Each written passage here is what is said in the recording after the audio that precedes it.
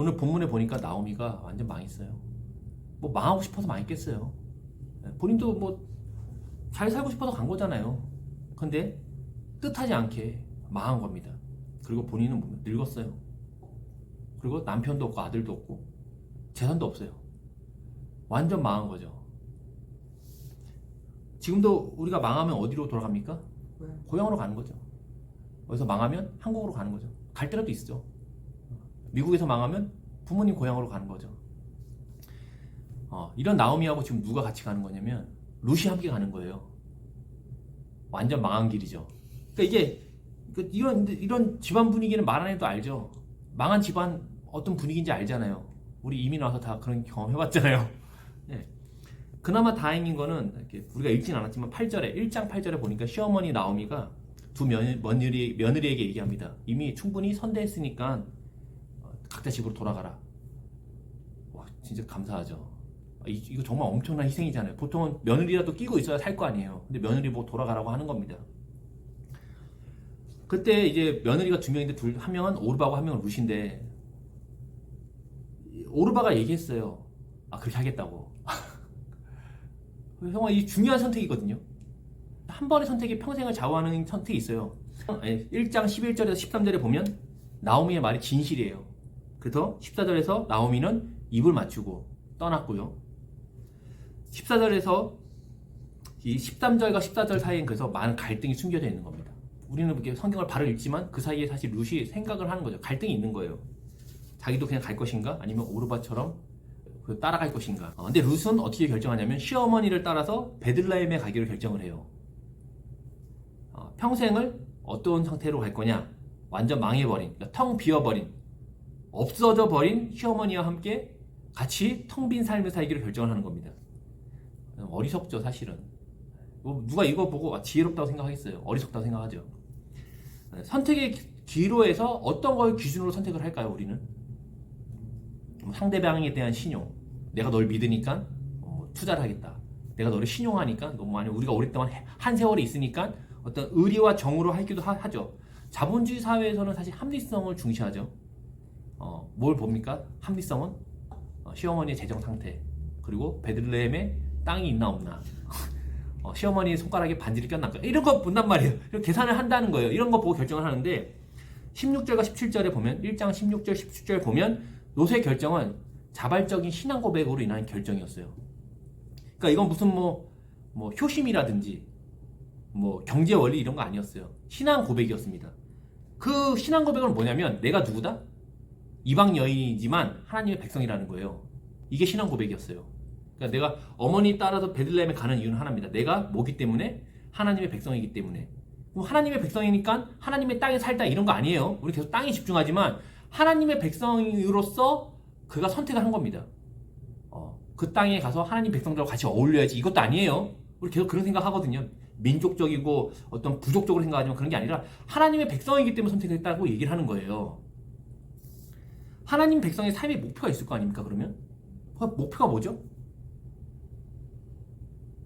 우리 애들도 보면 항상 삶의 목표가 있잖아요. 우리 아이들의 삶의 목표는 뭡니까? 공무원, 건물주, 코인 대박, 이런 거지만, 지금은 그런 거지만, 이 고대 사회만 해도요, 사회에서 철학으로 요구하는 그 목표가 있었어요. 뭐냐면, 절제, 용기, 명예, 사려 깊음. 이런 것 때문에 고대 사회에서는 뭐합니까? 부족끼리 명예살인을 하거든요. 지금 보면 사실 말도 안 되지만 그때는 그게 너무 중요한 거예요. 우리 집안의 이름을 더럽혔다. 이런 것들. 그러니까 우리가 생각하는 인내와 겸손, 사랑 이런 거를 사실 그들은 목표로 하지 않았어요. 고대인들은 사랑 같은 걸 목표로 하지 않았어요. 사랑이 뭐가 필요해요? 명예가 더 중요하죠. 인내가, 그런 절제가 더 중요하죠. 그리고 가족이 더 중요하죠. 근데 우리가 근데 지금 룻은 이 텅 빈 나오미와 함께 하는 것이 그가 불쌍해서 하는 게 아니에요. 어머니 내가 없으면 돌볼 사람 없고 굶어 죽는다 이런 게 아니라 하나님의 백성으로서 그 안에 그 목표가 발동이 되는 겁니다. 그럼 하나님 백성의 목표가 뭐냐? 합리성은 아니에요. 성경에서 말하는 건 헤세드입니다. 헤세드는 사랑이죠. 히브리어로 헤세드, 우리나라 말로는 사랑. 근데 이 성경에 보면 룻기는 특히 이 헤세드가 많이 나옵니다. 누구와 누구에게? 룻이 나오미에게, 그리고 보아스가 룻에게 다 뭐 하는 거냐면 헤세드가 연결이 되는 거예요. 사랑으로 행하는 겁니다. 룻은 자신의 룻은 자신의 인생을 텅 빈 나오미에게 던지는 뭐냐면 헤세드, 사랑으로 행하는 거죠. 그게 뭐다? 하나님 백성의 가장 큰 목표라는 거죠. 사실 그러면 우리가 하나님의 백성으로 이 땅에 살 때도 어떤 목표를 갖고 사는 거냐면 헤세드를 갖고 사는 거예요. 어떻게 사랑할 것인지. 사랑하기 때문에 뭐 한다? 혼도 낼 수도 있는 거죠. 사랑하기 때문에 기부를 할 수도 있는 거고, 사랑하기 때문에 우리가 다른 많은 봉사도 할 수 있는 것이지, 봉사와 기부와 어떠한 혼내는 게 우리의 목적은 아니라는 겁니다.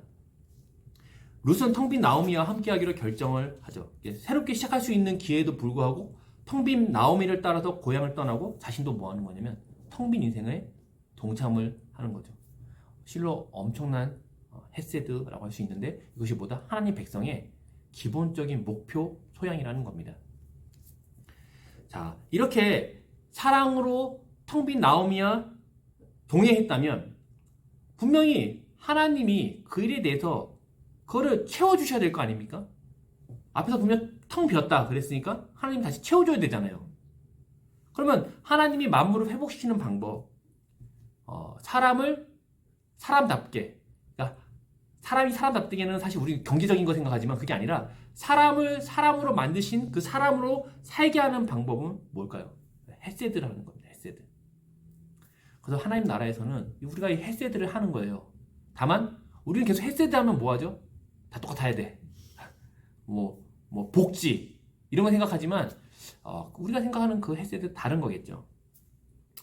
이 헤세드로 하나님은 뭐 하신 거냐면 하나님은 만물을 창조하시고 자기를 뭐라고 합니까? 자기가 그 헤세드라고 얘기하는 거예요. 하나님의 행동은 곧 뭐다? 다 사랑입니다. 그러니까 하나님이 하는 행동은 다 선이에요. 우리가 볼 때 선이 아니고 사랑이 아닐 수 있지만 성경에서 말하는 하나님은 나는 뭐다? 사랑이라고 그러잖아요. 사랑이죠. 헤세드입니다. 하나님 나라에서 우리가 그걸 목표로 산다는 거예요. 이렇게 하나님 백성으로 헤세드를 행하면 내가 그거 했어요? 하나님은 뭐 하셔야 될 거 아닙니까? 그렇잖아요. 내가 했으면 끝이면 그거는 하나님은 아무것도 아니잖아요. 하나님은 뭘 해야 되잖아요. 지금 나는 헤세드를 행하고 하나님은 뭐 해야 되죠? 옆에서 응원합니까? 더 잘해라, 더 사랑해라, 말만 막 떠드는 거는 하나님이 아니죠. 우상이죠. 하나님이 어떻게 일하실까? 헤세드를 통해서 룻은 망한 나오미를 따라서 모압인 고향을 떠나서 이방 땅 베들레헴에 왔죠. 사실 그 굉장히 문제가 많은 거예요. 이게 쉬운 게 아니죠. 어떤 문제가 있습니까? 남성 중심의 사회에서 남편이 죽은 건 누구의 책임이죠? 여자 책임이에요. 여자 책임입니다. 우리도 그래서 예전 세대에 지금 옛날 분들도 그렇지만 남편이 먼저 죽으면 어떻게 되죠? 여자가 기가 세다는 둥, 암탉이 울어서 집안이 망했다는 둥, 대체 어떻게 했길래 애가 저렇게 됐다는 둥, 이런 얘기를 해서 다 여자 탓을 돌리는 거죠. 실제 지금 힌두교 중에서도 여러 종파가 있지만 지금은 없어졌지만 북부 힌두교에서는 사띠라고 해갖고 어릴 때부터 애들이 노래 불러요. 사띠 돼야지, 사띠 돼. 이거 막 동요처럼 막 불러요. 그게 뭐냐면 남편 죽으면 같이 죽는 겁니다. 이게 사띠라 그래요. 그러니까 무슨 여인, 무슨 정결한 여인, 정결한 여인이 되겠다는 게 뭐냐면 남편 죽으면 같이 죽는 거예요. 그래서 그냥 목 죽자는 화형이니까 불타 죽는 거니까. 그래서 전날 수영 엄청 먹이고 정신 나가게 해갖고 다음날 같이 태워 죽이기도 하고 또 그걸 사람들이 다 구경한다고 하더라고요. 그리고 항상 마음에 싸띠 돼야지 이런 거를 애들이 어릴 때부터 부르게 하는 거예요. 동요로. 왜냐면 이건 남성 중심 사회에서는 당연한 거예요. 근데 이게 지금 4,000년 전이잖아요. 500년 전도 아니고 4,000년 전에 남편 죽었지, 아들 2명 죽었지. 누가 문제 있어요, 이거는. 나오미나 룻이 문제인 거예요. 대체 어떻게 했길래 이렇게 됐냐. 19절의 말씀을 기억하면은 나오미하고 룻은요 베들레헴까지 걸어갔어요. 걸어간 거예요. 당나귀가 없어요. 타고 다녀야 될 말이 없고, 그러니까 어머니도 연로하신데 걸어간 거예요. 둘이. 남자 3명 죽고 며느리 1명 떠났고 수백 킬로를 터벅터벅 걸어 돌아온 겁니다. 그러니까 19절 끝에 보면 이렇게 사람들이 뭐라 물어봅니까? 저거 나오미 아니야? 아닌가? 그러니까 긴가민가 못 알아봅니다. 완전 망해서 그래요. 예전에는 좀 멀쩡하게 나갔는데 완전 폭삭 망해서 완전 거지같이 돌아오니까 나오미가 아닌가? 사람들이 의문을 던지는 겁니다. 맞나 아닌가? 잘 모르는 것이죠.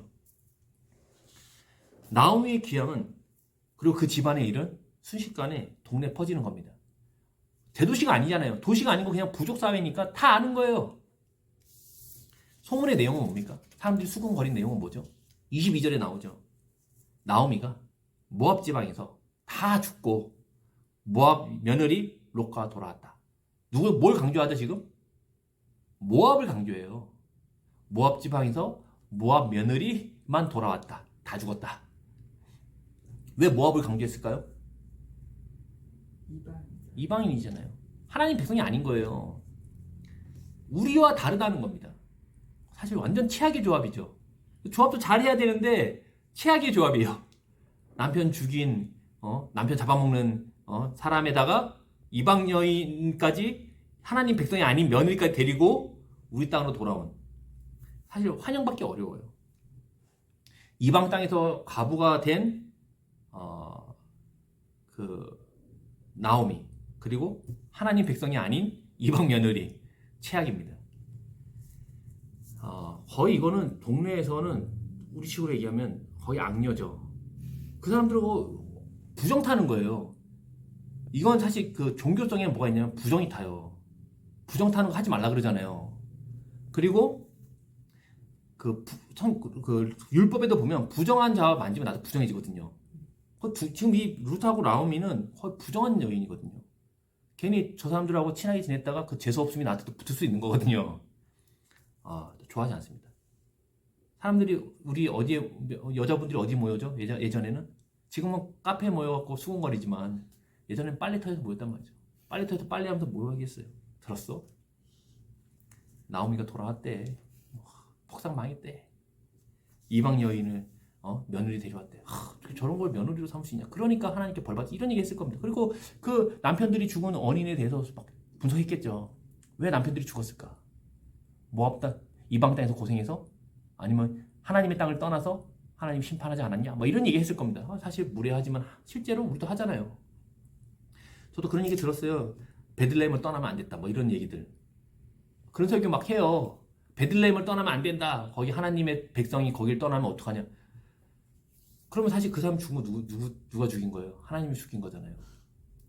그럼 당연히 빨래터에서 아줌마들이 모여서 그 얘기 하죠. 안 할 수가 없어요. 이런 동네에 돌아가고 싶겠냐는 겁니다. 알죠? 우리도 알잖아요.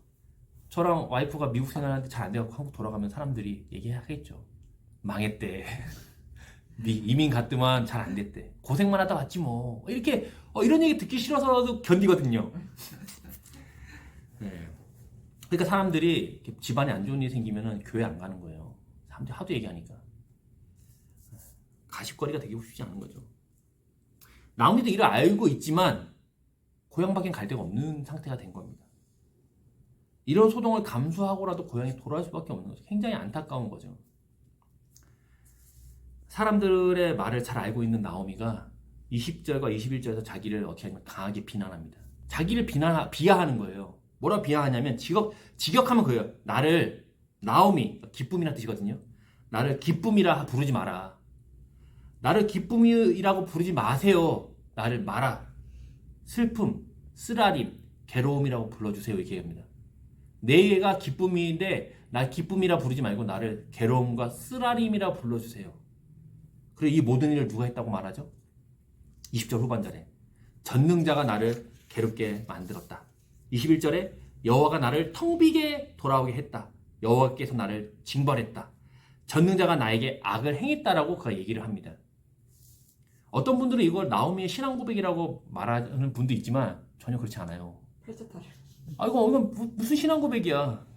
그리고 20절과 21절의 고백의 주체는 하나님이 아니에요. 나입니다. 나에게, 나를, 내가. 그러니까 나오미의 신세 한탄이에요. 이건 하나님에 대한 신앙 고백이 아니고 주체가 자기라니까요. 내가, 나를, 나에게. 신세 한탄이죠, 사실은. 제가 아는 분 중에도 이런 분 있어요. 주님께 정말 충성하고 예배도 정말 빠지지 않고 잘 드리고 11조 잘 빠지지 않고 뭐 챙겨드리는 건 아니지만은 11조도 꼬박꼬박 하고, 그런데 이런 분이 투자했는데 실패를 한 거예요. 크게. 그분이 마음에 뭐 기쁨이 있겠어요? 안 망해본 사람들은 잘 모르는 거죠. 어떤 학생은 맨날 막 예배 드리고 막 시험 기간에도 가서 새벽 예배 드리고 했는데 대학 떨어졌어요. 주께 충성하는 마음이 생기겠냐는 거죠. 하나님이 이해가 안 되는 겁니다. 나는 그렇게 했고 불충성하고 저렇게 이상한 사람들은 더 잘 되는데 나는 왜 안 되냐 이런 마음이 드는 건 당연한 거예요. 이거 신앙 고백이 아닙니다. 나오면서 신세 한탄하는 겁니다. 서운하죠, 사실. 내가 하나님을 부정하지는 않겠지만 하나님이 없다 이런 얘기는 안 하겠지만 서운한 마음은 어떻게 숨길 수 있냐는 거죠. 그동안 내가 했던 후원과 11조가 생각나죠. 21절에 나오미가 얘기하죠. 내가 풍족하게 나갔더니, 그러니까 흉년의 때에 지금 베들레헴이 흉년이 든 거예요. 농사가 안 지고 먹을 게 없어요. 그래서 가족들을 돌보기 위해서 모압에 간 게 그렇게 큰 잘못입니까? 뭐 어떻게 또 잘못, 가장으로서 그럴 수 있지 않나요? 다른 지역으로 이주하는 것 자체가 되게 큰 위험이거든요. 지금도 우리 한국에 있다가 미국으로 이민 오는 것도 굉장히 큰 부담이잖아요. 근데 가족을 돌보기 위해서 간 거가 엄청난 선택의 희생이죠. 그래서 모압에 가서 이방신을 섬길 것도 아니에요. 여전히 여호와를 믿음으로 모압 여인 2명을 하나님 백성으로 그들이 전도했어요. 이 정도로 망하게 할 수 있냐는 거죠. 그러니까 자기를 뭐라 부르냐? 나오미, 기쁨이라고 하지 마라. 하나도 안 기뻐요. 마라, 괴로움이라 해달라 라고 자기를 엄청나게 비하합니다. 초라해진 자신에 대하여 그때 내가 왜 그랬을까? 멍청한 놈. 신세 한탄하는 거죠. 그래서 동네 창피해갖고 고향에 돌아가기 싫은데 갈 데도 없고 이게 나오미의 마음이라는 거죠. 그리고 이런 고백은 사실 정상이죠. 믿음 없고 있고의 문제가 아니에요. 그렇죠? 지금은 남편의 유산이 아내에게 1순위로 상속이 되지만 고대 사회에서는 모든 재산이 누구에게 가냐면 남자에게만 가요. 그러니까 아들이 없잖아요, 지금. 그러면 물려받을 재산이 없는 겁니다. 아들이 있어야 되는 거예요. 이것 때문에 우리도 그 남아 성로 사상이 뿌리게 있는 겁니다. 예전에 있었죠. 지금 많이 없어졌지만. 왜냐면 아들이 이제 재산을 받으니까 아들이 있어야 되는 거예요, 무조건. 성도 물려받고 하니까. 그러니까 집안에 남자가 없으면 어떻게 되냐면 기업을 물려받을 사람에게, 가까운 친족에게 그게 다 넘어가요. 우리 집안의 재산과 땅이 다 넘어가는 겁니다. 누가 나오미에게 이렇게 위로할 수 있겠냐는 거죠. 하나님이 때가 있어. 진짜 나오미 입장에서 보면 진짜 승질 나죠. 근데 22절이 보면 굉장히 특이하죠. 22절 끝에 1장 22절 끝이 어떻게 끝납니까? 그녀들이 베들레헴에 도착해 보니까 보리 추수 시작할 때였다는 거예요. 계산해서 온 건 아닌데 망해서 정말 가기 싫은데 터벅터벅 걸어서 정말 몰골이 아주 거지가 돼서 왔는데 마침 그때가 보리 추수할 때였다는 거예요. 그때는 보리 어떻게 뱀니까? 기계로 베지 않죠. 다 사람들이 수작업으로 벤단 말이죠. 수작업으로 베면은 거기 보리나 쌀 같은 거는 나달 떨어지잖아요. 그럼 바닥에 떨어진 거는 이스라엘 율법에 따라서 그걸 주시면 안 돼요. 왜냐면 그거 누가 먹어야 됩니까? 떨어진 그런 알들은, 곡식들은 가난한 사람들, 과부들, 나그네들. 그러니까 그 사람들이 거기에 모아갖고 하루 한 끼 해결하는 거죠. 일종의 복지제도였어요. 그때는 뭐 중앙정부가 있는 게 아니니까. 근데 완전히 망하고 고향에 돌아왔지만 마침 먹고 살 길은 일단 열린 거예요. 하루 한 끼 도시락이 있는 겁니다. 그리고 2장 1절에 보니까 나오미 남편 엘리멜렉의 친족 중에 유력한 자, 그러니까 부유한 자가, 유력한 자는 부유한 자예요. 부유한 자가 있는데 그 이름이 보아스라고 얘기해요. 보아스가 갑자기 등장을 합니다.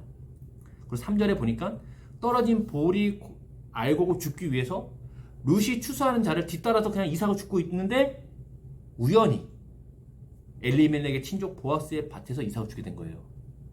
그냥 땅 보고 막 줍는 거 아니에요. 줍다 보니까 보아스 밭에 도착을 한 겁니다. 보아스 밭인지 몰랐겠죠. 그냥 밑에 곡식 있는 거 줍다 보니까 하루 한 끼 먹어야 되니까. 나오미가 망해서 돌아왔을 때 마침 보리 추수의 때였고 또 떨어진 이삭을 줍다 보니까 우연히 친족 보아스의 집에 밭에 도착을 했더라는 것이죠. 지금 우리는 뭔가 보이지 않게 나오미가 회복되는 과정을 보고 있는 겁니다. 보리 이거 주워 먹어갖고 무슨 회복이 되냐? 평생 주워 먹어야 되는 거 아니냐? 지금 근데 뭔가 지금 진행이 되고 있는 거예요. 하나님이요 일하셔요. 어떻게 일하냐면 일상의 가면을 쓰고 찾아와서 일을 하십니다. 우리가 볼 때는 일상은 아무것도 아니잖아요. 맨날 보리 주셔야 되고 맨날 그걸로 밥 줘야 되고 하루 한 끼 먹고 견뎌야 되는데 그런 일상을 통해서 우연을 가장하여 쓰라림 가운데 있는 자들에게 찾아와서 회복을 시킨다는 겁니다. 우리 생각은 그잖아요. 나오미가 기도했더니 하늘에서 뭐가 떨어져야 되는데 그게 아니라 그냥 일상, 보리 주는 일상을 통해서 지금 하나님이 뭔가 하고 계시다는 겁니다. 우리가 믿음이 있고 없음을 떠나서 쓰라림을 경험하고 하나님께 서운함을 느낄 수 있어요. 그건 믿음이 있고 없고에 따라서 사실 그런 입장이 되면 그런 마음이 생깁니다. 왜 하나님은 내게 이런 쓰림을 주실까? 나를 괴롭다고 불러주세요. 이렇게 얘기하는 것이죠. 근데 하나님이 일상의 가면을 쓰고 찾아와서 우리를 회복을 시킨다는 겁니다. 어떻게 일하신다? 일상을 통해서 찾아와서 일을 하신다는 거죠. 마침 보리 추수에 되었고 우연히 보아스의 밭에 이르렀다는 겁니다. 영원히 안 될 것 같은 우리 마음 안 되면 사실 영원히 안 될 것 같거든요. 근데 그 가운데에 뭔가 어둡고 컴컴한데 뭔가 등불이 비추는 일들이 우리의 일상 가운데 하나님이 일하심으로 있다는 겁니다. 그래서 나중에 아는 거죠. 다 돌아보고 나니까 하나님이 그렇게 일했구나를 그때 아는 거예요. 그 순간에는 알 수가 없어요. 그때는 우리가 뭐 믿음으로 얘기하고 믿음으로 고백할 수는 있지만 그 시간이 다 끝나고 나중에 돌아봤을 때 하나님이 그렇게 일하셨다고 알게 되는 거예요. 그 전까지는 모른다는 것이죠. 그러니까 우리는 뭐 해야 되는 거죠? 이삭을 죽고 있어야죠. 일상을 살아야죠. 힘들고 안 되고 그러면 사실 자포자기하고 싶죠. 그래도 우리는 뭐야? 일상을 살아야 됩니다. 그리고 우리가 그 시간들을 채워야 돼요.